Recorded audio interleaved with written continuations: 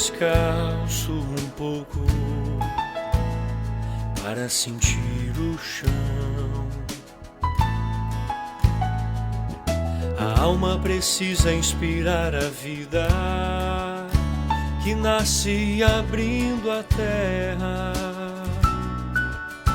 e vai procurar a luz de Deus. A vida virou correria e perdeu a leveza da inspiração. A alma precisa abrir os olhos, porque a fé se alimenta de esperança.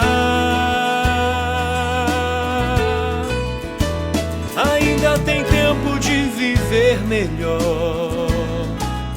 É nas pequenas coisas que Deus fala.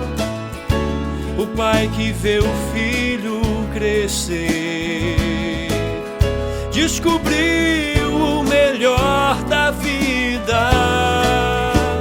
É dentro de casa que o céu começa, nas pequenas coisas de quem ama e não perde tempo. Quem ama não perde tempo.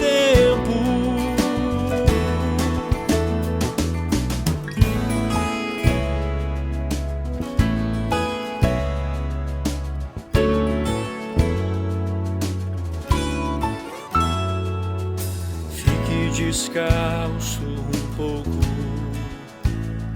para sentir o chão. A alma precisa inspirar a vida que nasce abrindo a terra e vai procurar a luz de Deus. A vida virou correria e perdeu a leveza da inspiração.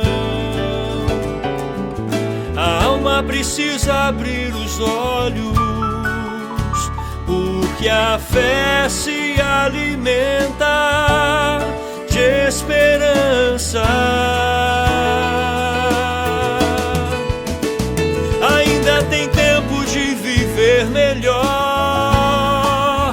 É nas pequenas coisas que Deus fala.